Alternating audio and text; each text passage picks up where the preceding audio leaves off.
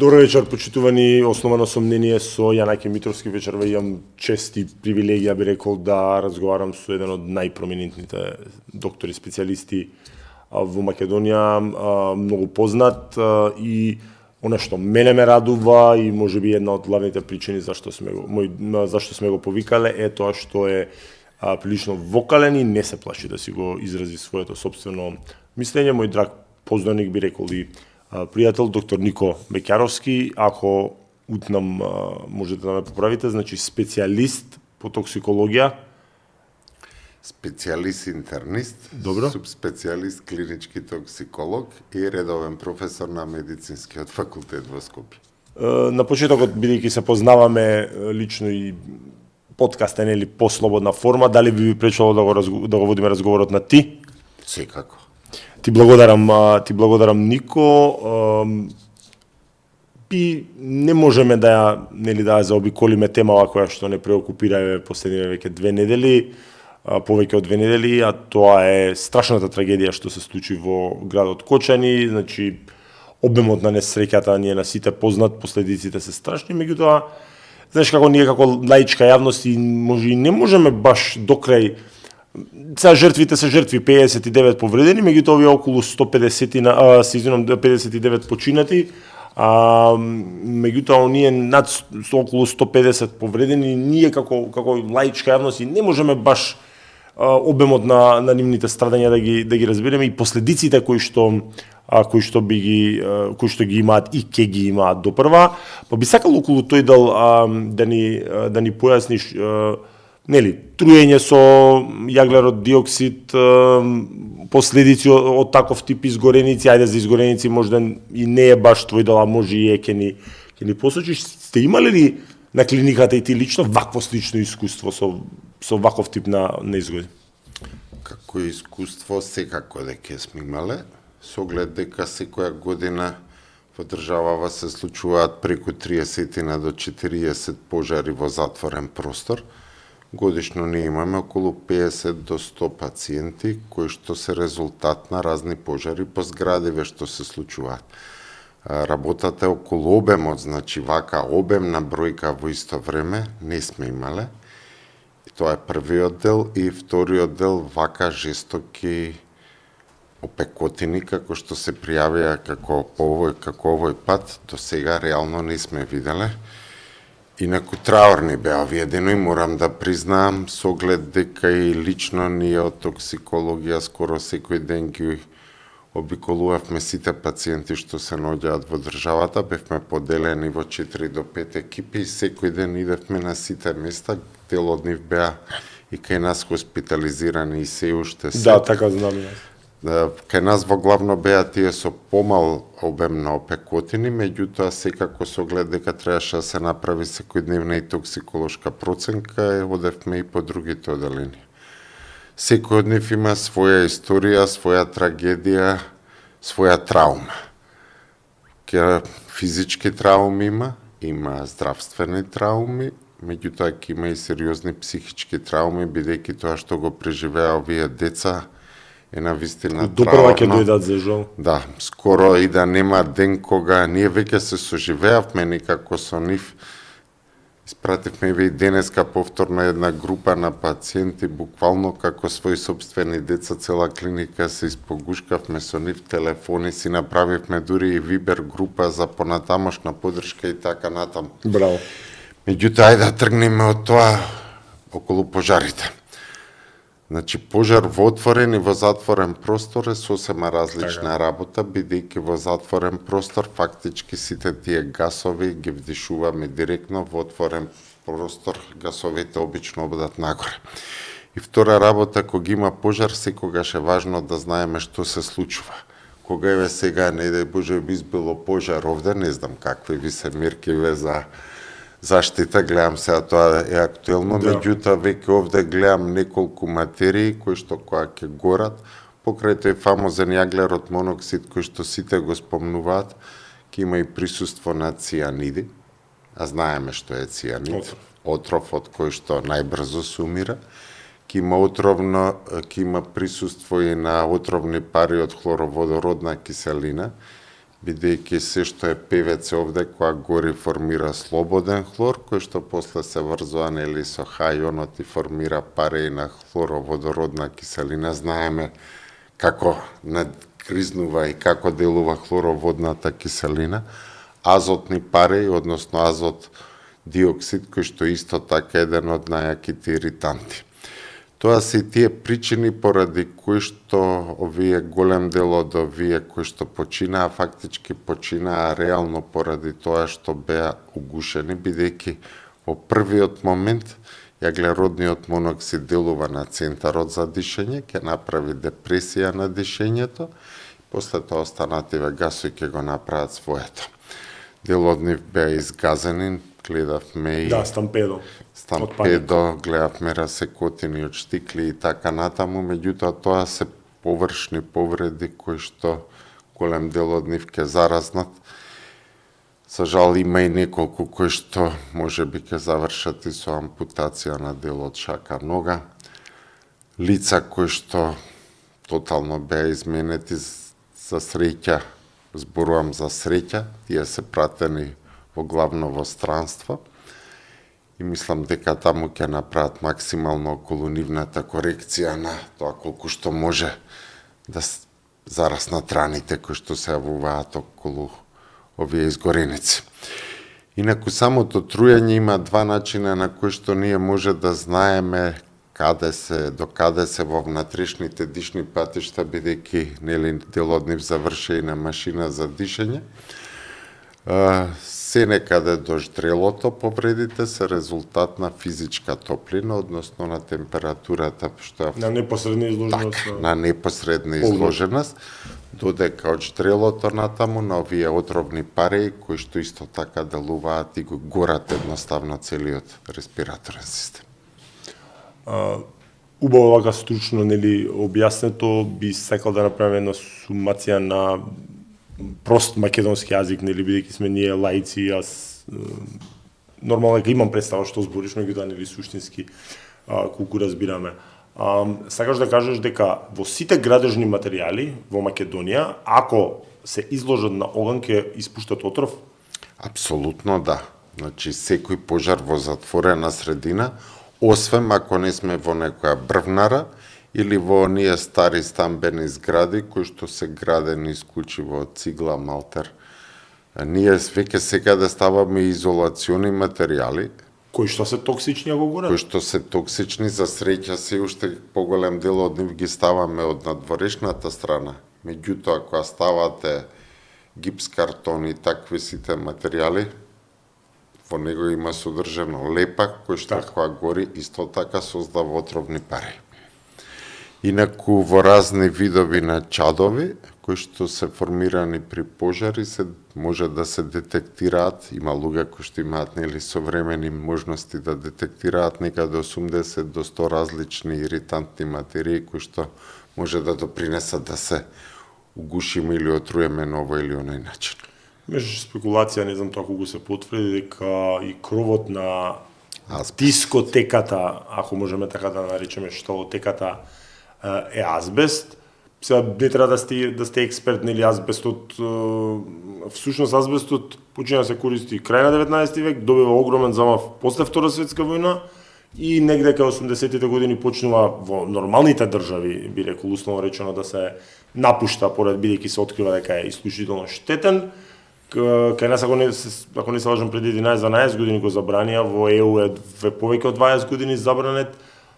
Точно ли е тоа дека исклучително е штетен во соединување со оган и ако се вдиши дека може да предизвика за жал малигни заболувања?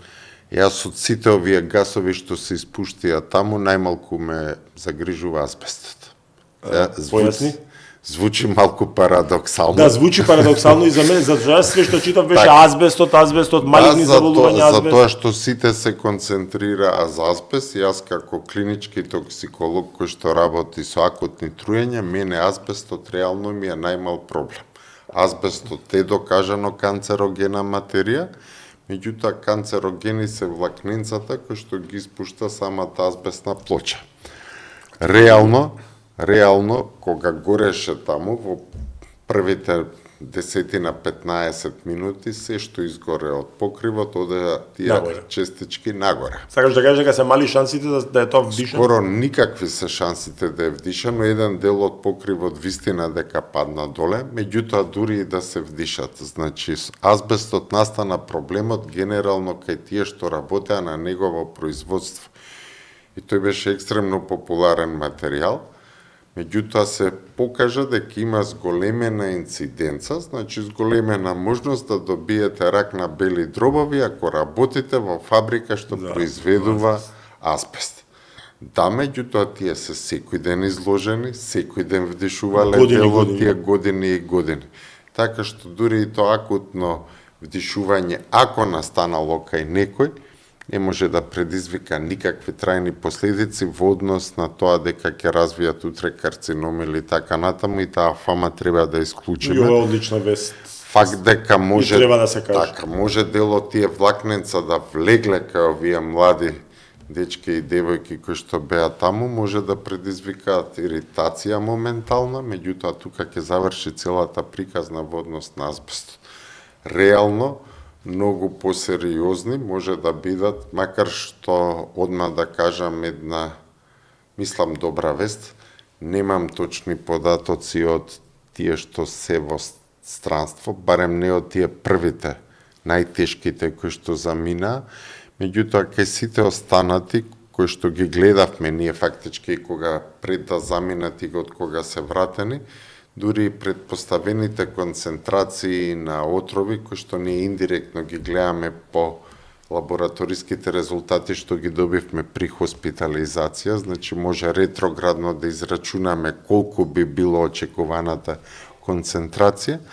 Мислам дека беа кај сите нив далеку од дози кои што би предизвикале кај 50% смртност или кај 70% подоцнежни компликации. И мислам дека единствена среќа во оваа несреќа ќе биде дека трајни подоцнежни компликации во однос на одложени секвели кои што би се јавиле после година-две во однос на ова труење ќе немаме во смисол на токсичноста на гасовите околу физичките опекотини. Да, тоа е веќе друг дел. Веќе друг дел од приказната. Ова е навистина добра вест, како што велиш, една среќа во целова несреќа и не води до ти го начна всушност тоа што сакав и следно да те прашам. Има ли можност за одложено дејство, за што видиш подоцнежни проблеми кај овие луѓе кои што се акутно, кои што се отруени од штетни гасови?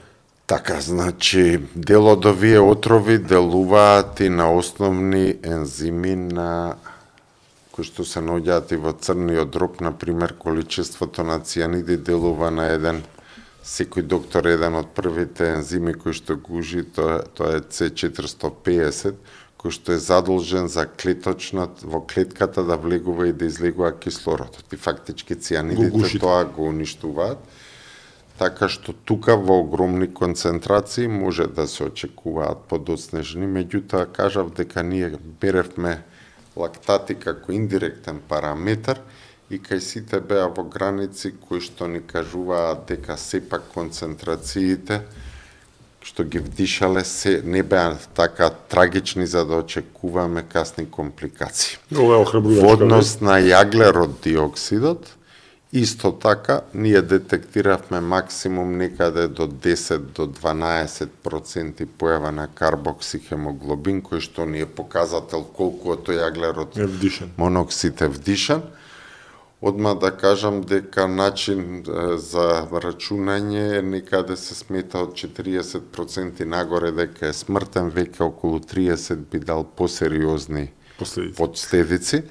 И ако израчунаме дека во просек прв пат кога стапивме во контакт со овие лица е некаде 12 часа, 8 часа, зависно од кој како зборувам за токсиколошки анализи, први кој што негде 4 часа, може да израчунаме наназад колку би било во моментов и ќе испадне некаде 20 до 25% на тие кои што има најтешки облици.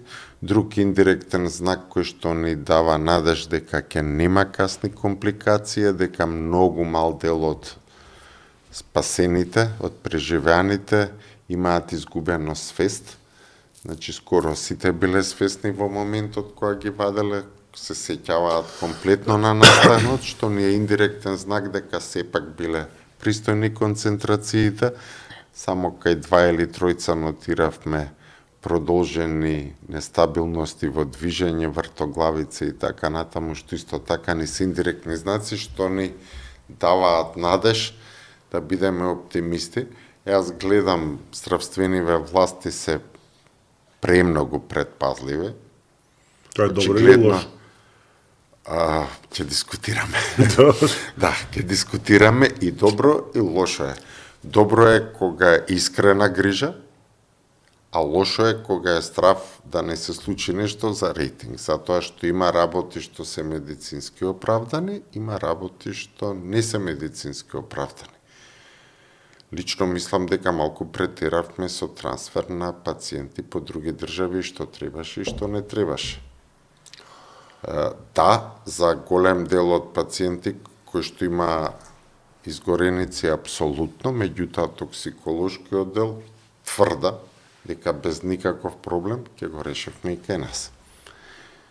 Во првите 48 часа сите транспорти беа повеќе од оправдани, со оглед дека беше огромен наплив на луѓе за краток период, не се знаеше од останатите до 650-700 уште колку ќе ни пристигнат. Меѓутоа, веќе некаде третиот, четвртиот ден, мислам дека можевме да се справиме. Не критикувам воопшто, отидоа добро што отидоа, се надевам дека нема да има огромни импликации буџетски, бидејќи на крај... Па и нека има на крајот на денот Да, кога е во пари се заработуваат на крајот на денот. Апсолутно нека има импликации. Меѓутоа, ние треба да рачунаме дека овде ќе следат тешки реконструктивни интервенции за кои што ќе требаат многу големи пари. Правилна реконструкција на сите овие... Говориме за физичките последици. За физичките последици, кои што фондот ќе треба да ги покрие со оглед. Ќе ги покрие, така. Значи ние има пари за секакви глупости. Ние зборуваме за суми кои што ќе се движат можеби до €1.000.000 по осигуреник. Кај тие со тешки промени каде што... Народот, никој тука бите малце бити така. Во мисла, народов преку разни методи успеа да собере, значи еве ние кога во моментот кога ја снимаме оваа емисија колку се поминати десетина. Народот е прекрасен од почеток на прекрасен. Така е, 11 дена има собрано помеѓу по сите основи околу €2.000.000. Значи ако може осиромашен народ да собере €2.000.000, така. Не сакам да слушам никакви оправдувања дека државата нема пари во услови кога нели политички елити воопшто не се устручуваат од луксузирање, така да тоа и тука нормално треба да се прави пресинг, но уште две прашања имам на оваа тема. Како се лекува еден човек кој што е отруен од гасови, вака ако може во така попрости зборови? Еве, ќе пробам со најпрости. Со најпрости, да. Се лекува која е првичната, која е првичната интервенција на средно ниво, можеби на некоја на подолга стаза? 3 начини се кои што во моментов треба 4, ајде. Првиот начин е да се извади на чист воздух. Значи, тоа е инстантно, веќе. Тоа е инстантно. А кога ќе го извадите, еве конкретно има за сите овие гасови што ги напомна време, на кое што на обичен амбиентален воздух би се направила детоксикација, ама еве ќе го земиме јаглерод моноксид како нешто што најпознато е на народот. Ако го оставите надвор на чист воздух, концентрацијата за 4 до 6 сати ќе спадне на половина. Значи, ако била 20%, за 4 до 6 сати, зависно од возраст или дишење, ќе биде 10%. Ако му дадете маска со кислород, 100% кислород, за 1,5 до 2 сати ќе добиете на половина смалување. Ако употребите хипербарна комора, значи тоа се тие комори каде што истиот овој што популарни за приватно употреба, да. И беше добро што ги понудија, сите без пари. Тука морам да признаам дека колегиве кои што ги поседуваат направија еден хуман гест. Проблемот беше што тоа се случи третиот ден кога реално веќе концентрациите падна, да. Така. Значи, ако го ставите во хипербарна комора, истиот ефект ќе го постигнете за 20 минути. Ке беше идеално, значи идеално ќе беше ние да имавме можност, теоретска што не е возможна, да имавме надвор 300 екипи, кои што ќе има 100% кислород и тогаш ќе бевме сигурни дека кај сите во многу брзо време сме направиле таа првична детоксикација. За жал, ја баш се малку прочепкав како би се снашле добри системи. Њу Йорк на 20 милиони жители имаат 300 екипи брза помош. Тоа е многу малку, претпоставам. Па добро, Скопје има 6 во смена. Ова сакам да го кажам дека дури и богати држави, богати системи не може таква бројка во првиот момент да се справат. Значи најголем дел од нив беа изнесени. Тука се правела некоја првична триажа кој делува потежок, него ќе му ставиме маска, другите нека дишат амбиентален воздух. И има уште нешто што постои во светот, тоа се вика противотров, односно антидот, кој што се дава при суспекција за труење со цијаниди. За жал, таков антидот ние немаме, или ретко го имаме понекогаш на клиника за токсикологија, бидејќи има релативно краток живот, а сепак има една висока цена. Меѓутоа, дури исто во ова да се случеше во Скандинавија, во Стоколм да се случеше истата приказна, повторно не ќе имаа за сите 600 пациенти, затоа што никој не држи толкави залихи, нели? Макар што тие сиромашните скандинавци, за разлика од нас богатите балканци, си имаат договорено за сите 4 скандинавски држави и 3 балтички, значи за 7 држави. Центарот е Стоколм и Копенхаген, кај треба. Негде на средина ќе му дадат. Така, меѓу себе ги даваат. Ние оваа иницијатива, јас више ќе се исколат пред 20 години заедно со колегиве од Србија, токсиколозиве и со Софија токсиколозиве пробуваме да ја спроведеме. Нема шанса да пројде нели на политичко ниво, да биде како некоја балканска соработка. Значи, тие се тие 4 начини на кои што може во првиот момент да се направи. Реално, веќе кај сите после 24 до 48 часа имавме параметри кои што кажуваат дека прагот на изложеност, односно на експонираност, веќе е стигнат во некои подносливи граници. И уште една работа што сакам да кажам и стално ја напоменувам, звучи малку смешно. Во овој случај добро што живееме во загадена држава. Значи, ова звучи ептен, да. Добро што живееме во загадена држава и добро што сме една од државите со највисок степен на пушачи. Затоа што отровна доза кај непушач, односно доза на експозиција се смета од 3% нагоре, кај пушачи од 9% нагоре. Пушачкиот мозок е научен да истрпи многу повисоки концентрации него непушачкиот. Ние плюс и вака како што не е амбиенталниот уште толку, така што реално истиве овие деца да живееа во Осло, веројатно ќе имаше многу поголем степен на починати со истиве концентрации.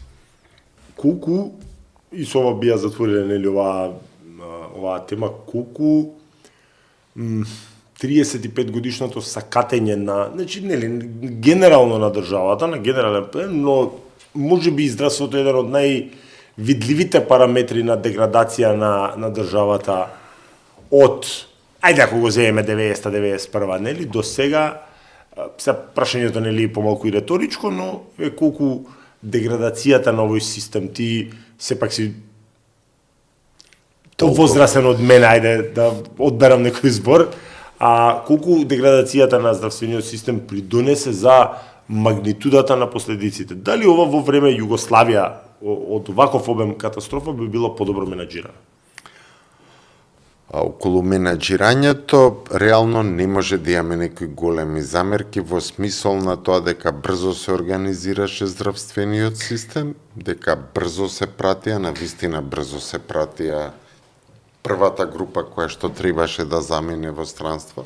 Значи, менаџерскиот дел беше направен како што треба. Прашањето е здравствените капацитети и можности на системот во кој што функционираме. Јас кариерата ја почнав во Македонска каменица, таму работев и често идев Како општ лекар или? Како општ лекар, да. Со оглед дека тогаш беше, ако одиш во неразвиено подрачје, добивавме екстра поени при вработување. Тогаш имаше и ред во вработувањето, нели? Јас како општ лекар, таму имам направено и 16 породувања, имам рани шиено и така натаму. Ова кажувам околу спремноста на општите лекари 89-та која започнав. Морам да те прекинам се. Како општ лекар си правил породување? Така, за тоа што во Гинеколог? за тоа Нема. Нема, да. Со бабите. Бабица, така, и ако не е првородка, тогаш по автоматизам треба да породиш тука. Ако е првородка, ќе ја пратиш во Кочани за породување. Меѓутоа, второродка и натаму, тоа без никаков проблем. Нас не се случува... Јас прв пат слушам сега од тебе, извини вака што се прекинувам, дека општи лекари породување. Беа спремни, дека бевме, обучени. Ова е која година? Ова 89-та го кажувам. Значи, кога имаше самоуправни интересни заедници за здравство и секоја општина си имаше свој буџет. Здравствен буџет. За здравствен. Да. И сега, ако го пратиш ти твојот осигуреник, пример од Делчево во Штип, парите ќе отидат во Штип. Така што голем дел од работиве и сме шиеле рани и све сме правеле. Тоа е едниот дел. Што е сега поим, да. Што е сега поим. Второ, Кочанската болница во тоа време правеше многу поголем број на хируршки интервенции него што денеска ги прави, многу поопремена беше. Во тоа време мислам дека апаратот што им го поклони рудникот Сасони, дека се уште работат со тој или со некој сличен. Во тоа време, значи, ако нешто се појавеше метода во Западна Европа или во Источна, со оглед дека нели комунициравме и таму, во рок од 6 месеци стигнуваше и во Македонија. Сега ние може да гледаме и да плачиме за многу работи што знаеме дека треба да ги имаме, а ги немаме. Така што во однос на стручниот дел, да, тука неспоредливо е. Второ, ние сме многу интересна држава, членка на НАТО, за кое што јас сум одма како пацифист против, ама... Да, ти го знам ставото во НАТО, да. Ќе дојдеме и до тој да... Ама ако си членка во НАТО, да немаш воена болница, стандарди да има, е смешно. Да, ние памтиме, како што кажеш ти, повозрастните или, ќе кажам, постарите, дека војната болница во Скопје беше поим и заред и се уште е убедливо единствен објект во Република Македонија што исполнува стандарди за болница. Сега да дојдат да ни направат, еве зборувам за клиника за токсикологија кај што работам. Да дојдат, треба да ја затворат. Немам излез за пожар. Еве, еден е влез, еден е излез. Нели треба да има резерве. Така што затоа зборувам за тие стандарди од тогаш и сега, тоа е. Сосема за крај, ова малку мора да ти кажам дека е провокативно од моја страна. Сакаш да кажеш дека министерот Таравари добро си го заврши менаџерскиот дел. Види, ја искрено од мене ќе ти кажам, не можам да ти кажам од стручен дел, бидејќи нели не писмен сум во тој дел, не можам да ти кажам дали го работам, меѓутоа добро ја менаџираше во смисла на смирен пристап, немаше еуфорични изјави, може и не идеше толку популистички. Во таа смисла, јас барем мојот впечаток е дека он беше најсоодветно се однесуваше кон кризата. Јас секојаш сум директен и со оглед дека сум професор за неделата, за понеделникот, па и за вторникот, првиот дел од вторникот, чиста десетка. Понатаму оценката веќе паѓа. Добро, паѓа тоа. Намерно те провоцирав. Знаеш дека тоа 48 сати, чиста десетка и реално тие беа тие клучните сати. Потоа, од кога се стиши оној првиот бран, премногу луѓе влегоа во приказната, кои што на почеток ги немаше. Така. Да, кога беше најгусто, беа други луѓе, ако ги гледате сега и през пресконференциите, малку се смени составот на луѓето што седат таму. Влезе политиката веќе. Ете така, тоа сакам да кажам. Инаку за првите 2 дена безпрекорно, дури изненадувачки за Македонија, така елегантно да реши, без оглед што може да зборуваме дутре и дека мора да имаме центар. Таа приказната со 4 кревети може да дискутираме, затоа што ние имавме многу добар центар за изгореници во воена Едно од прашањата следни ми е и тоа. Добро. Не, можеш слободно да продолжиш затоа што сега сум узнал дека ние всушност и немаме центар за изгореници како што има во цел регион. Ние сме, ако не се лажам, единствени во регионот што немаат. А се појави со социјални мрежи си го прават своето, многу се шируваше обемен статус на докторка во пензија, која што работела во тој центар за изгореници и кој кажуваше дека бил врвен на времето. Така, ние имавме стварно врвен. Што представува прво центар за изгореници? Што третира? Строго со опекотини работи? Да, точно со хемиски и физички опекотини. Ставот на фонд за здравство е дека многу малку луѓе идело, па не било исплатливо, мислам. Па добро, сега јас за тој став и малце полемизирав и со Клејковски, точно па ако земиме така во Демирки веќе 10 години немало пожар, па ајде пожарникариве да ги пуштиме дома, да немаме пожарна екипа, мислам, така што тоа дека малку има и е поисплатливо. Па и 15 луѓе годишно од ХИВ се заболуваат, па да го затвориме инфективно. Меѓутоа има и уште една работа, значи генерално во таков центар во главно работат пластични хирурзи. Реконструктивни. Да, реконструктивни. Во оваа држава со тоа приватниве специјализации со оглед дека една од омилените бранши има дури и премногу, така што во моментов ние имаме вишок на пластични хирурзи, а немаме центар. Разликата би била само во условите во кои што тие пациенти ќе бидат сместени. Значи, ние теоретски може да имаме пластична хирургија сегашнава клиника, меѓутоа да има начин на кој што одеднаш тие соби ќе стануваат стерилни. Значи, каде што ќе нема пристап на бактерии комплетна. Целиот проблем е фактички со инфекциите, зашто се работи за отворена рана. Затоа што кожата е прва заштита. Точно и тука беа сите тие замерки околу тие политичариве што се шетаат. Така што се шета. Затоа што Добро, зашто ние немаме? Извини што те прекинувам, зашто ние немаме?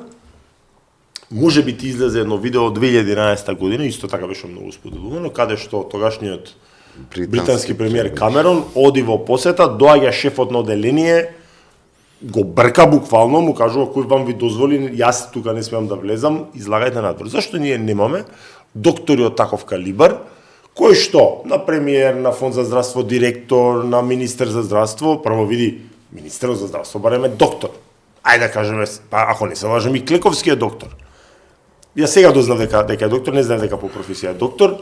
Ајде да кажеме машинеца премиеров, па не разбира или треба некој да му посочи дали немаат храброст, предпоставувам дека е тоа, па крај на крајава може ако е публицитетот толку битен, тоа може да се направи и што се вели да им мафта и од прозор и да покажува дека се грижи, ја има ситуацијата под контрола. Кога добивме недостаток доктори со недостаток на кохонес да кажат, да стават едноставно, да биде пациентот пред се, а не да се плашат од министерот или не знам од фондот за здравство. Јас одеа во придружба со лекари, тие лекари нели ги знаат овие работи кои што ние како лаици ги знаеме дека таму треба да биде супер стерилно. Таму треба да е супер стерилно, за среќа мислам, барем според тоа што ги видов фотографииве, односно видеа што се појави, мислам дека не ни беа снимени во Карил, така што на местото каде што беа најтешките пациенти, мислам дека не беа во посета. Добро е убаво да се разјасни. Не сум сигурен, меѓутоа предпоставувам дека тие беа снимки направени на пластична хирургија, каде што не се толку тешки случаи. Па сега, и да се тешки, и да не се таму, веќе степенот на стерилност е многу помал. Така, добро, ова е убаво да се објасни за јавност. Така што реално мислам дека не влегува во тие најжешки зони и како што рековме, таа десетката што е од првите Да, почна да 48 паѓа, сати, така. беше токму поради тоа што тие пациенти каде што постоеше најголем ризик за подоцнежна инфекција, беа транспортирани во другите центри. Јас во еден од своите статуси, вчера мислам или завчера, јавно ги пофалив неслучајно Србија, Бугарија и Грција. Нема збор, да. И мора да си признаеме и да кажеме дека вистинската помош и најтешките случаи реално ни завршија таму. Нема збор за улогата на соседите дека беше најголемиот товар на врз ниво. себе, најголемиот товар врз себе и среќа што во сите тие три држави, што не се нешто драстично Така, богати да. од Македонија, ами имаат совршени центри за нега на изгореници. И една од добрите работи, која што конкретно и Бугарија и Србија ја зачува, а ние трчајки по запад ја изгубивме, е тоа што тие центри беа формирани кога беа некои други времења, кога се гледаше и за тие општи работи и таму си има фантастични центри за изгореници. Центар за изгореници по правило треба да го финансира влада, затоа што он носи загуби. Не треба да го Така, не генерира така профит. е. Он не може да генерира исто како ургентен центар. Меѓутоа треба да го има. Србија ги има Београд, И има Ниш, Ниш нема ли? и Нови Да, Сад. и Ниш, јас така Значи, знаем. они имаат. Нашите мислам дека во Ниш беа носени како Во најблизо. Ниш и во, значи, три ги има. Во Клинички центар Србија Београд, Војно-медицинска академија Београд и во Ниш. Во Бугарија исто така Варна во Војно-медицинската академија, во Пловдив и во Софија со оглед дека Пирогов и Војно-медицинскиот институт се на некој растојание од 300-400 метри, таму веќе е во склоп на Пирогов, каде што е и клиниката за токсикологија. Добро, не се спасија во Србија од посетите на Вучич. Смешно, ама не е смешно реално, затоа што Реално не е смешно. тотално безносет. Па добро, мислам, А, гледајќи не, чисто онака, можам да ви го целокупната ситуација во Србија, ова беше некако еден од начините, нели, Да. малку да се направи позитивен маркетинг, меѓутоа србите имаа храброст и одма тоа беше ставено на нож. Апсолутно. Сум имал прилика еднаш за потреба на пријател да бидам за викенд навечер на клиниката за токсикологија и морам, ако паметиш тогаш баш и ти се јавив ден-два подоцна да тоа е таква журка, морам да бидам искрен, да стварно треба да се види, мислам прилично интересно. Сваќам дека дел од тие состојби да се можеби сериозни, меѓутоа овако од страна гледано изгледа доста интересно, а ти тоаш ми рече тоа не е на стандарден ден за викенд, зборуваме нели за интоксицирани од нели алкохол и супстанции. Буквално имаше, значи, млад дечко на 20 години кој што беше до тој степен изгубен да не знаеше за себе, го туркаа на количка, а другарите го снимаа, мислам. Такви случаи има. Кои се најчести причини за барање на помош на клиниката на токсикологија кај вас? Најчеста причина труење со диазепам. Уф. Број Мислев еден. ќе кажеш алкохол. Не. Број еден е Еден труење. друг доктор кај нас алармираше на драстично зголемена употреба на Така, диазепами. диазепам, односно цела таа група на бензодиазепини, кај што нели е хелекс, лексилиум и така натаму. Што е труење со диазепам? Со која доза треба 120 килаш како мене да прими за да би бил оттруен од диазепам? Сега разбирам дека тоа значи од зачестеноста на употребата, нели степенот на колку ќе се навикне телото, но и вака лаички да ни објасниш која е таа доза која што мене би ме отрула, да речем. Би ме однела на токсикологија.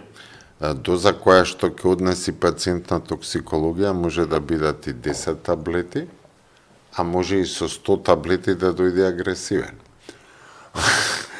Да, посебно кај тие што користат да. кокаин и екстази, така што кај нив овие дози се дози за подсмирување, ама не смируваат 100 доволно. таблети. Мене лично најголемиот број што сум успеал после и да го докажам со концентрации во крв и во урина е некаде околу 220 таблети. Од 2 милиграма. од 2 или од 5 или има и од Комбинирано. 10 милиграма, да, што 220 таблети диазепам некој испил и останал жив. Да. Тоа не е смртоносна доза?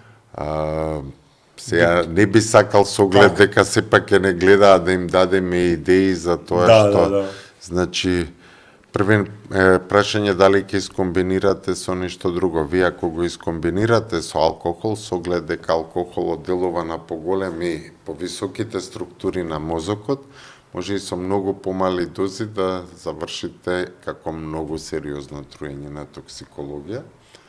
Значи 20 на 30 таблети и 4-5 чаши виски и веќе вие може да завршите и да бидете, ако не коматозен, ама доволно... Па и ова се големи бројки, 20-30 таблети, па добро, нас токсиколошки тоа ни се смешни бројки. А може и да се случи да испиете 3-40 таблети и никогаш претходно да не сте взимале диазепам и да бидете само поспан, ако нема вариација во температури, ако имате претходно доволно висок притисок за да не ви го сруши притисокот, ако сте јаделе сланина, например, претходно па абсорбира голем дел и така натаму. Така што дозата, да, е индивидуална, плюс секојаш треба да рачунаме и на факторот дека и светски е докажано дека 30 до 40% од труењата со таблети кај девојките се лажни. Значи, они доаѓаат... Ајде повторно, како мислиш, како лажи? Па привлекување на внимание. Така. Ова е интересен податок, не сум го знаел ова. Тоа и кај нас се пресликува? Да, посебно колку е понеразвиена околината во која што се живее. Веројатно збориме за тинејџерски години? Па и за тинејџерски, меѓутоа зборуваме и за жени кои што се запоставени, каде што мажеве не се прибираат дома и начин за да го прибере глумење на труење со сите тие попратни хистерични напади. Што претпоставувам дека вие лесно би го демантирале? Ние многу лесно го демантираме, меѓутоа некогаш и ќе се солидаризираш со целата ситуација, па малку и филмот ќе го направиш за да замисли дали едната вечер повторно ќе ја проведе во кафана или ќе седи дома мажот. Од искуство, од моето работно искуство, знам дека во Скопје барем последниве 6-7 години има кокаинска епидемија. Така. Предпоставувам дека тоа се пресликува и на клиниката за токсикологија. Мислам, ние кога бевме деца, кога сум бил дете во раните 90-ти, во текот на 90-тите, кокаинот бил поим, значи бил многу тешко достапен, тогаш имаш искуство дека хероинот беше многу распространет, сега е као кокаинов дали е повеќе мода, дали е многу повеќе пристига во Македонија, меѓутоа од друга страна, и ова ти го кажувам како официјални податоци, има години, поретки се, но има години кога заплената на МВР се брои во грамови, буквално под 1 кило годишно, што не кореспондира со состојбата на терен. Како изгледа, например, кокаински, да не знаеш, да не испадам смешен, интоксициран човек, кој што не знам што е предозирање, што е како тоа изгледа. Затоа што сум читал дека барем официјално, ако не се лажам, во Македонија има само еден или два случаи на смртни, на фаталити од предозираност, или дека наводно потешко се доаѓа до предозираност со кокаин, отколку со опијати, например. Значи, предозирано со кокаин е релативна работа, зашто кокаинот е стимуланс.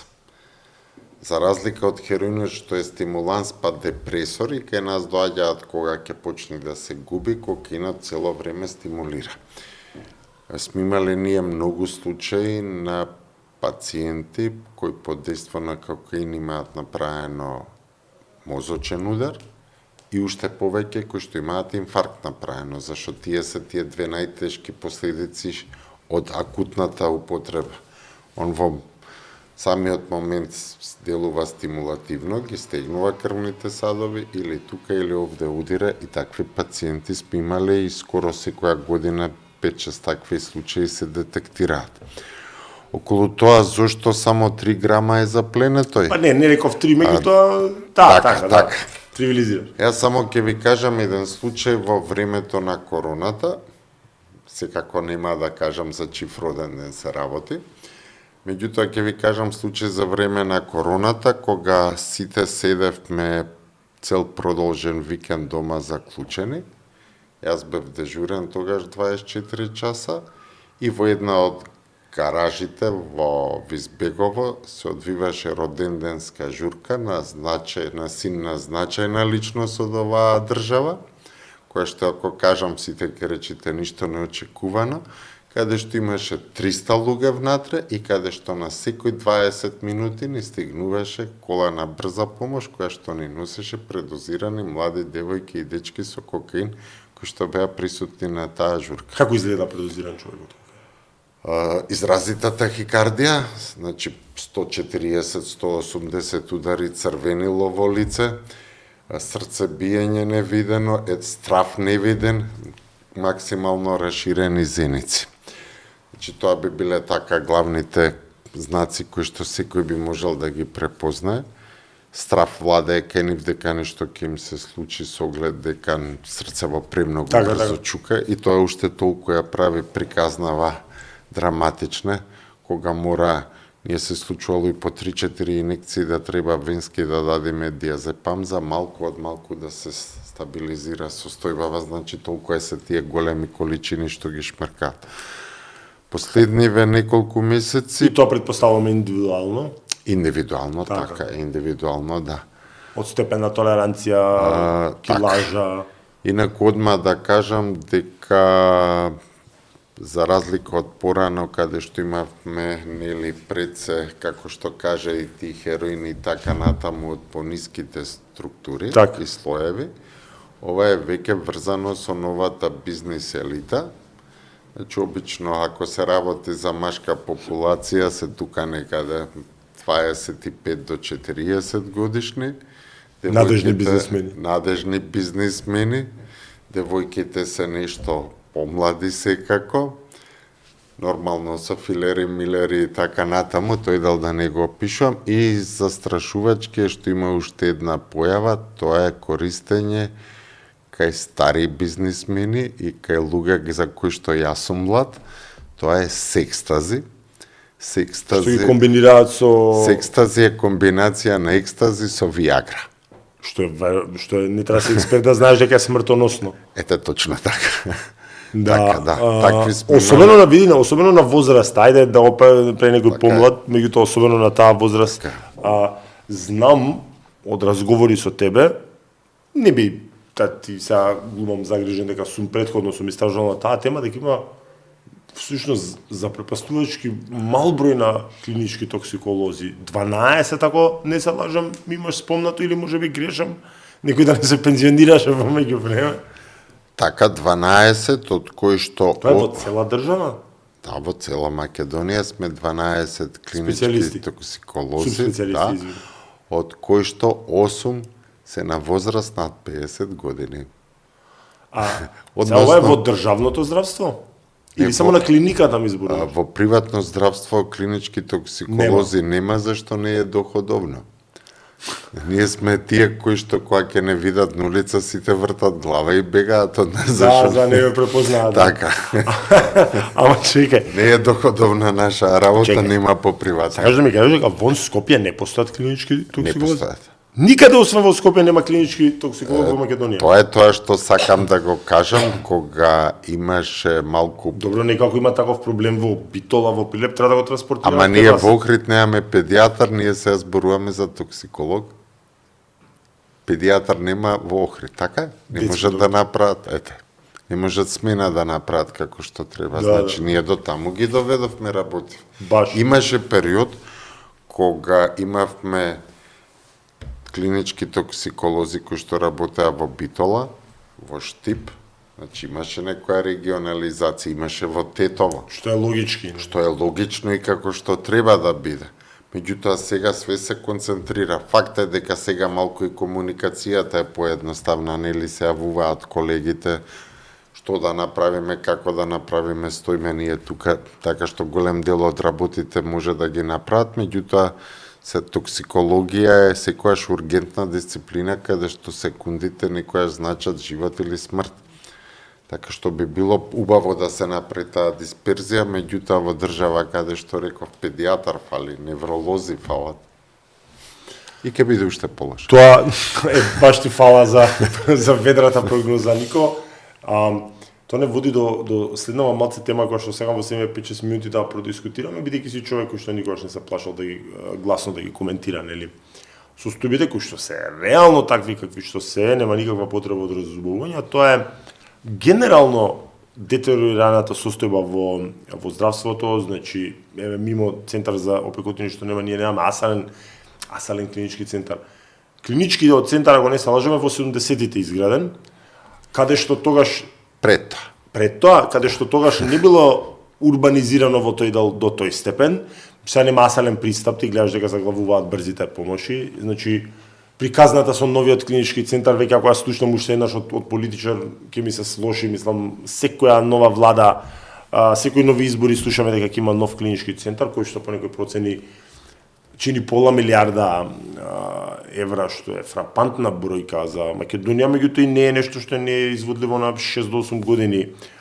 И на крајот на денот за тоа и вреди да се задолжиш. Секој со тоа би се согласил.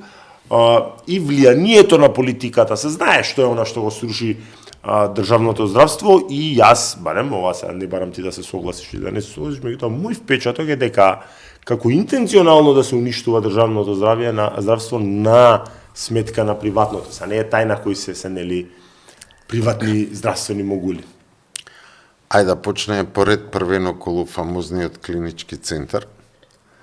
Приказната со клинички центар е постара него што јас работам на клиникива, ја работам 35 години, 36-та ја почнам.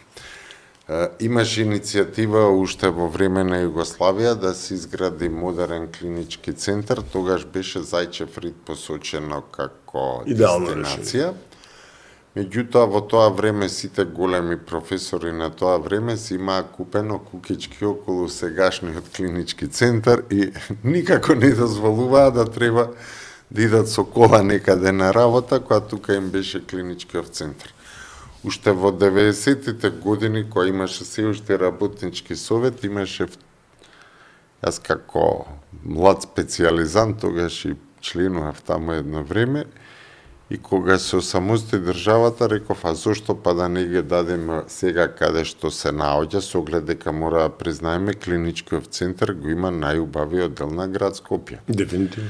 И тука да го се продаде на сите странски амбасади, да стане резиденцијален амбасадорски кварт, а со парите што ќе се земат, тогаш уште не беше изграден нити вероцентар, нити базениве таму, да се направи клинички центар како што личи, каде што... В принцип, не ли треба да биде на периферија на град? Апсолутно не.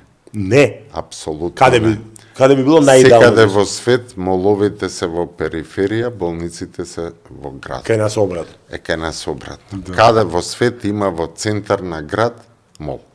Моловите се секојаш надвор. Да. Секаде. Молови аутлети. Ете така. У Солун е така, во Бугарија е така. Второ, Скопје е град... Приштина е така за Буга. Па секаде е така. Скопје е град со малце специфика, долг, атесен, така да. И сега, ако веќе гледаме позиција, Скопје реално со своите 500-600 доволно е да има еден и ургентен и се, меѓутоа веќе кога имаш болница локализирана во западниот дел на градот, а тоа е воена поранешна сегашна 8 септември, ова треба да биде во источниот дел на градот.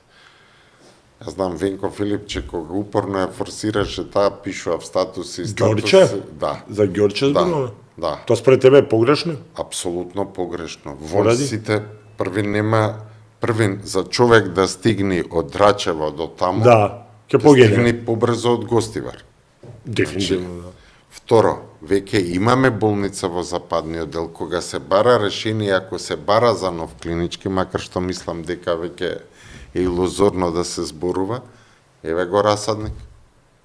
Идеална локација. Идеална. Кој што се уште има огромен простор. Огромен простор се наоѓа во источниот дел на Скопје. Маршал Тито касарна, или како се викаше Илинден во... Горе на Кале. Така. Значи има локации се уште. Добро, таа грешиш, таа за населба на згради ја планираат.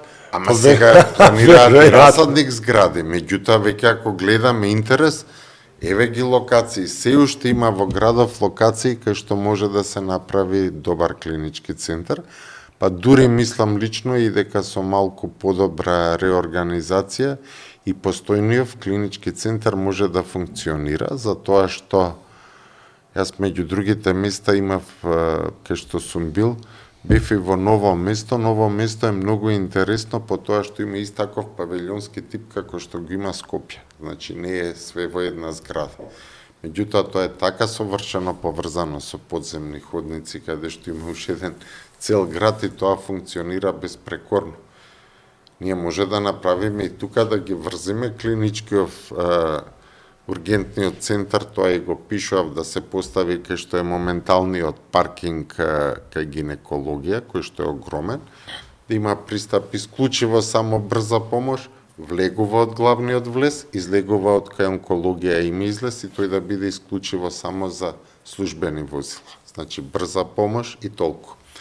Од другата страна кај што беше инфективно, еден огромна катна гаража за вработени, кои што кидат горе преку Белградска улица, која што нели таа фамозната што се руши и никако да се поправи. Тасино чешмиџе би било тоа. Тасино чешмиџе ете точно таму. И си стои, јас од таму поминувам бидејќи во близина. Повеќе се руши. Така е, да, тоа го приметив сега. Оваа година немавме зима и некој имавме ќе падне.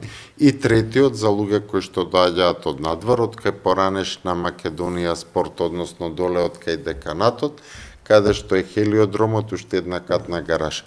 Ќе го растеретите комплетно клиничкиот центар, само ќе циркулираат, внатре ќе има коли кои што ќе работат од оние мали коли на струја, кои што ќе ги трансформираат пациентите од ургентниот на останатите локации. Све може да се направи, се е видено. Во однос зошто е вакво здравство? Политички влијанија во здравството. Ајде да тргнеме поред. Многу доктори сме имале што биле министри за здравство, значи сениор Филипче, јуниор Филипче, Таравари, да не заборавам некои други. Некои особено фајди не сме виделе, не е тајна дека еден од најголемите буџети, ако не и најголем, има и Министерството за здравство, тоа е доста лукративно, политички влијанија во здравство. Би сакал кратко да ми искоментираш. Ќе ти кажам и за политички, а ќе ти кажам и зошто не ни функционира јавно во здравство. Први најда видиме што се случи последниве 7 години, да изброиме колку министри имавме. Да, беше Таравари, па беше Венко, па беше, скриче ќе ги заборам. Тоа да мислам и ја. Пред Меджити беше, како се викаше? Ги заборев. Свртеа 2-3, влезе Алијанса, излезе, нели, така нешто. 5 министри ги бројат пред некој ден, ќе се сетам. Значи, 5 министри ние сменивме за 7 години. Што од менаџерски аспект, мислам. Така што додека да почне да се реализира некоја програма повторно и повторно. Во однос на зошто не ни функционира. Што се случи во сите источни држави, каде што нели пропадна претходниот систем, два успешни модела излегоа. Едниот е Словенија, вториот е Естонија.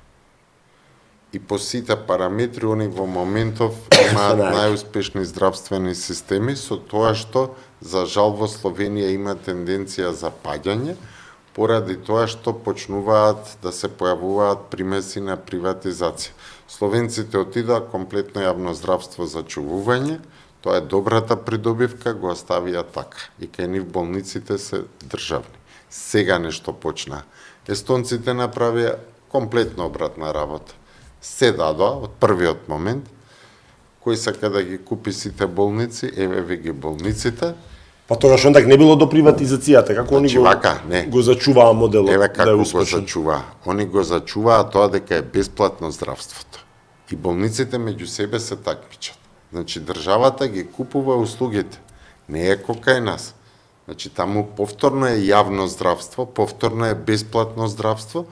Меѓутоа, Јанаки бира дали ќе иде во Систина, дали ќе иде во Жамитрев, дали ќе иде во Ремедика, дали ќе иде во клинички центар. И фондот тоа го плаќа. Фондот тоа го плаќа. И затоа таму беа сите приватни и таму функционира. И таму има уште една работа што овде нема. Вие кога ќе се сликате компјутер која ќе направиш во Естонија, сликата во истиот момент, нели, таа е најдигитализираната држава, иде кај тројца рентгенолози. Тројцата рентгенолози во рок од 5 минути го пишуваат своето мислење. Ако трите не се совпаѓаат решение, се праќа на супервизија во Хелсинки. А овде што може да се случи? Нико вечерва малце препил поише, идниот ден е малку мамурен, ама мора да е на работа и да го чита наодот. И судбина може на некого да ја закопаме токму поради тие работи. Значи, има модели за се е измислено, само треба да го препишем. Само треба да препишем. Имавме медицинскиот факултет во Скопје, беше некаде, јас кога студирав, меѓу првите 300. Сега каде сме? Таму 2000. Така нешто отприлика тука негде, да. Значи, што направивме? Јас кога студирав во моја генерација имав тројца што беа од United States of America, ама беа американци. Значи, не беа наши од Америка, него беа американци. 30% од студентите ни беа, ај ке кажеме, од неразвиениве држави, Виетнам, Кореја, Мореја, Африка. Ама имаш арапиве сите беа. Грциве ни беа сите тука студираа. Турците студираа во Македонија. Сега истите тие турци со кои што ми беа колеги, сега ние ги праќаме пациентите кај нив. Да. Тие во Солун, кај кои што сега се лечат нашиве, фактички дел од нив студираа во Скопје. Во Скопје е направена 1950 година првата трансплантација, првата операција на отворено срце. Кога тоа беше поеми за многу други места. А кај нас во Независна Македонија сега се направи пред некоја година, пред 10 година. Добро, трансплантација беше на срце, ова беше операција, односно ставање на валвула. Меѓутоа, кажам, колку бевме напред на тоа време, кај стигнавме сега. Последен дел од политичкиот мора да ти го спомнам и потоа уште една тема имаме, пак ти се заблагодариме за времето, беше имавте своевидена војна и ти лична и као клиника со поранешната директорка, потсетиме као Бесија Бесија Илјази. Бесија Илјази, бевте нели обвинети. Тоа е некоја стандардна приказна на албанскиот политички фактор, одма е таа карта се вади етничка, дека тоа албанофобија. Значи тогаш бевте обвинувани дека сте против тоа да се вработуваат албанци 16 на број, кои што патем идеа на работа без да имаат решенија за работа.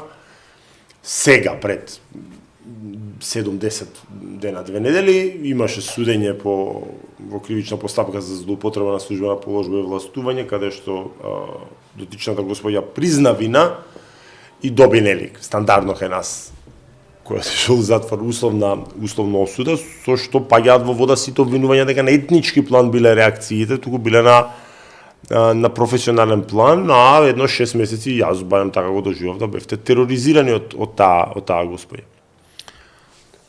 Па првен се работеше за екстремно млада личност, која што немаше ни 30 години.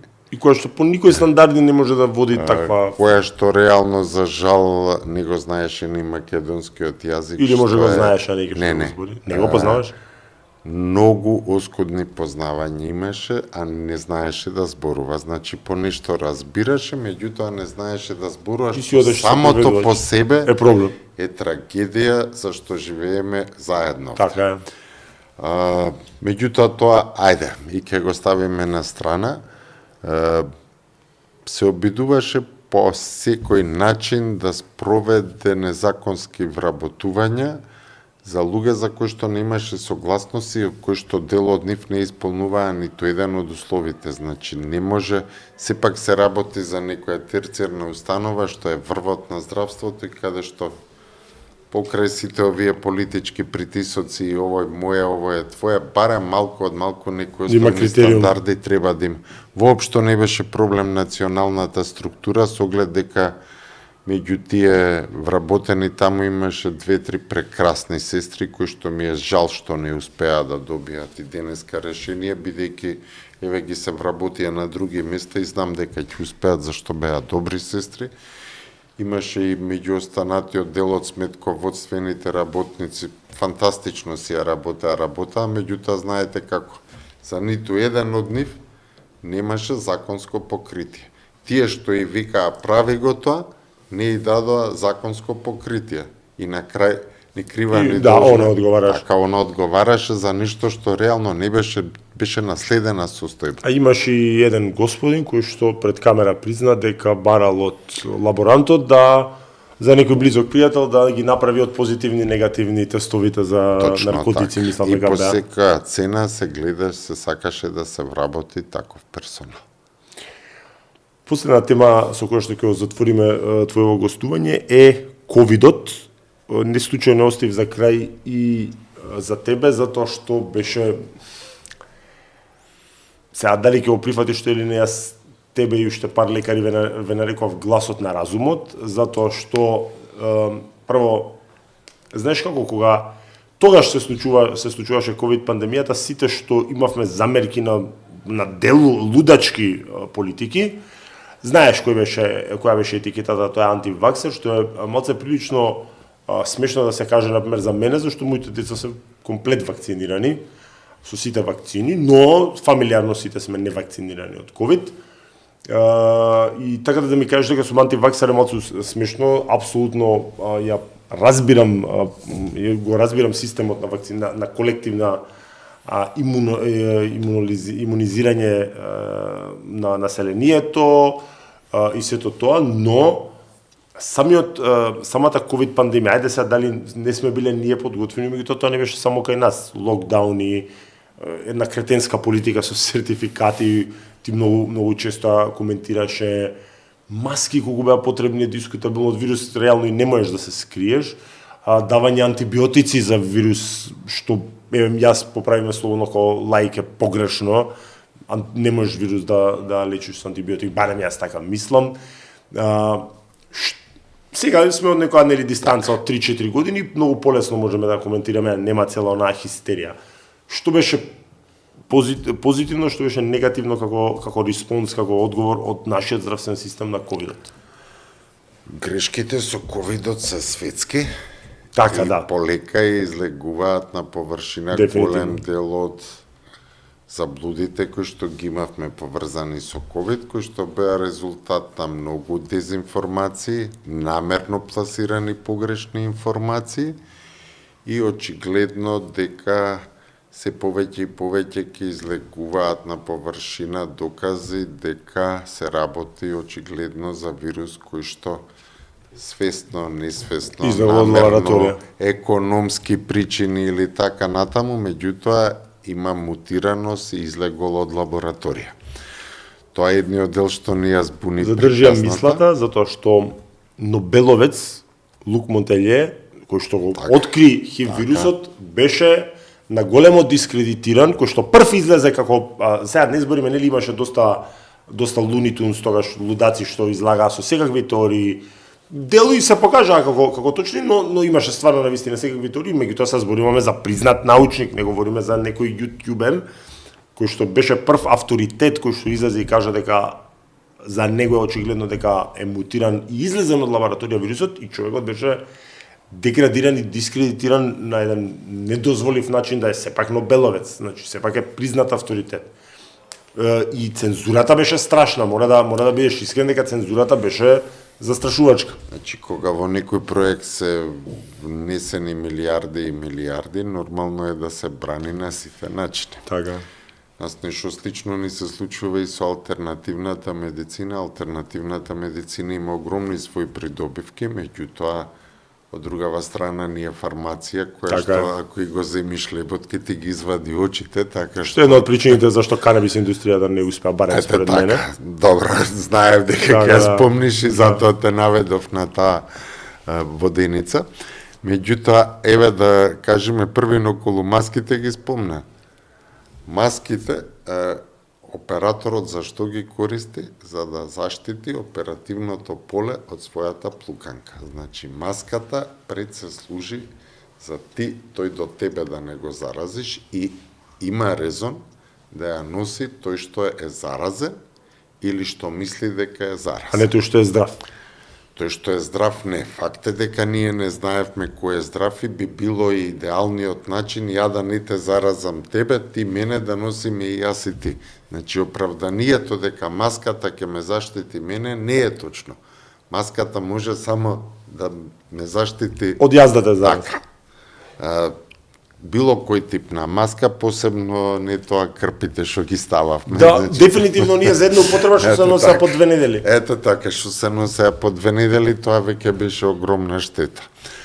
Во однос околу вакцинацијата, значи ние полека треба да се навикнуваме дека тоа старото сваќање за вакцини, кое што го имавме за традиционална вакцина, каде што од вирусот се убива, се успорува и така натаму има процес на производство од цел вирус или од цела бактерија, тоа веќе заминува полека во историја, се повеќе и повеќе има нови платформи, каде што се зима, затоа и се викаат спајк, како е шилче или едно делче од вирусот, кој што ќе предизвика најголем имун одговор и врз основа на него се прави целата вакцина.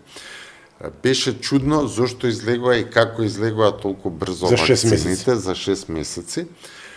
Целата приказна лези што еве конкретно МРНА вакцините каква што беше на пример Pfizer и голем дел од другиве или пак ДНК вакциниве како што беше од AstraZeneca и така натаму.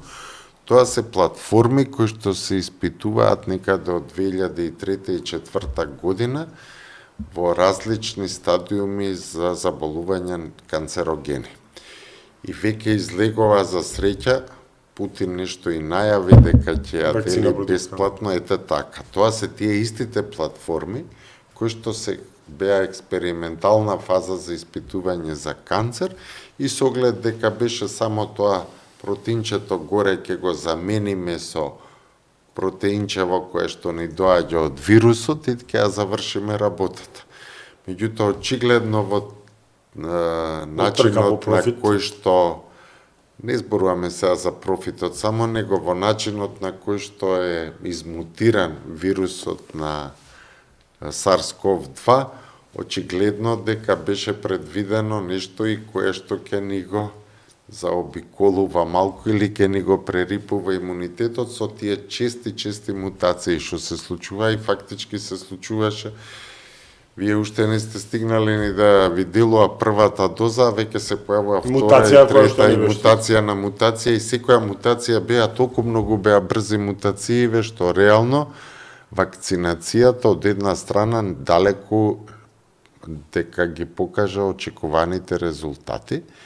Меѓутоа, ако земиме глобално, варијанта е број 1 беше да не се вакцинираме сите, па да чекаме 7-8 години да се испоразболиме и да створиме некој колективен имунитет, или пак варијанта број 2 беше дел да се извакцинираат, дел да го прележат, па после тоа да створиме повторно некој колективен имунитет. Да, Нико бевме убедувани, извин. Така, знам бевме убедувани дека така. Вакциналниот имунитет е посилен од природно. Цело време за тоа и уште Пановски и Даниловски. Така, јас вас тројца ве сметам за. Ние тројца цело време го кажувавме дека тоа луѓе е невозможно. Така. Не може нешто природава да си го направиш ти посовршено. Тоа беа некои теории кои што се појавија од америчкиве центри против кои што сега Трамп користи за нели расчистување за голем дел од таа таму несобрана бирократија што биде. И фактот дека тоа беше смешно да се тврди. Си прележал ковид, така, а не можеш да влезеш, а некој примил една доза вчера и може да шета секаде, а може да е заразен. Меѓутоа, да се разбериме и со прележаните, па и со вакцинираните, Македонија имаше лажни и докази и од едно и од друго, така што овде беше... А штетни последици од вака избрзани, ајде така да го формулираме, вакцини, сега види, не можеш така да тврдиш, треба да има пообсежни испитувања, меѓутоа 26 годишен човек инфаркт, без никакви претходни проблеми, здравствени, нема индикација, нема семејна историја и така натаму. Повеќе такви случаи, не само кај нас. Така. И една привилегија има вакциналната индустрија, да така да кажеме, тоа сигурно ти е познато, да се тие, во Америка е така со декрет на председателот, да се они изземени од одговорност, што нема нигде. Јас сега кога изградам, ние како адвокати сме осигурани од штета. Значи до 10.000 евра нас осигурителната компанија ако направиме штета ни покрива. Градежникот ќе одговара ако зградата е лошо направена се сруши. Во Америка има фонд кој што е државен, кој што ги исплаќа штетните последици од вакцини од изградени од приватни компании. Која е логиката? Еден мој пријател, хардкор поддржуваш на вакцинацијата, ми кажа дека поголем, повисока цел било тоа и дека тоа било прифатливо и разбирливо, дури да имало сайд ефекти, таа е логиката дека дури да има штетни последици па и смртни на реално мал процент, тоа било цената која што треба да плати. Првин зошто ги покрива последиците? Поради тоа што повторна економија на крајот на денот. Така. Еве да ги укинеме вакциниве за детска парализа. Ке се појави кај 5% од новородените. Колкави се трошоците за потек на животот на едно дете со детска парализа. Значи, ние мора да признаеме дека вакцините го подобрија квалитетот на животот, отстранија голем дел од болести, не изборувам сега конкретно. Не избориме за ковид генерално вакцинација, да. Плюс и паници, така луѓе умираат од паници. Значи ние веќе имаме болести кои што се ерадицирани. Кој филми да го видите од средновековието умирале од чума, од куга, од маларија умирале луѓето, умирале од песнило, од сипаници, колера, вариола, вера и така натаму. Па Југославија имаше 72 година вариола вера, така што има голем дел од придобивки за состојби кои што веќе ги имаме ставено адакта. Така што тоа е државна политика и стратегија и секоја паметна држава тргнува од правилото превенција поевтина него да лечиш некоја болест. Така што тоа е оправданието. Јас разбирам зошто приватна компанија да го земе кајмакот, а државата да ги плаќа последиците. Меѓутоа, тука ако ја шириме темата, ќе дојдеме таму кај што ја и ти не се разбираме околу концептот дали е подобро социјализам или капитализам. Не, што... Ама на крајот на денот ви за тоа да завршам, факт е дека барем по мене да начинот на кој беа isфорсирани вакцините на неспремно население со куп дезинформации повеќе направи штета. Да. Така наречените теоричари на заговор во општата вакцинација да се створи таква недоверба кај луѓево да тоа можеби требаше да се изведе на еден многу еве нас не се појавуваат епидемии на морбили, не се појавуваат епидемии на голема кашлица и така. За ХПВ нема шанса да ги убедиш веќе после тоа, нели па се појавија поврзаност на вакцинацијава со аутизам и така натаму. И сега кога се покаже овде условно речено неефикасна вакцинава, избрзано, не викам дека не, меѓутоа во таа општа паника се направија грешки кои што е фер и поштено сега да се признаат. Значи дојде времето, помина и да извлечеме поуки за евентуално измена. Да извлечеме поуки, да кажеме што е корисно, дека се работи за нов тип на платформи, дека далеко од тоа нели имаше ни ставаат чипови и така натаму, микрочипови. Сите чип носиме у принцип во джеб, се вика, така да, се вика iPhone, се вика телефон со кој што може и да те слушаат и да те следат со GPS и све. Да, и генерално се согласувам дека ковид вакцинацијата создаде страв од вакцини дури и кај луѓе кои што беа големи поддржувачи на вакцинацијата. Тие што си се во принцип окорели антиваксери, ќе си останат, да, сега си останат. Меѓутоа сега добија и малце поголем залет им се даде и затоа и кредибилитет на некој начин, така. Што секако е подпомогнато од за мене во тој да стана многу омразен лик, да не може човек кој што е информатичар, Бил Гейтс, да биде најголем медицински авторитет на сите медиуми го има, човекот дава совети и така натаму. Јас си во тоа време само уште една реченица, ако дозволиш, ги молев нашиве медиуми, викнете ги антиваксерите да седнеме на маса, да дискутираме на било која дебатна. Ама не, ако, меѓутоа ставот беше, не, ние ќе ги игнорираме со тоа што не дозволуваш на некого присутство. Создаваш сомнеш дека нешто стои позади. Нико, многу ти благодарам на одвоеното време, ти посакувам Се најдобро и толку за денес. Поздрав и од мене.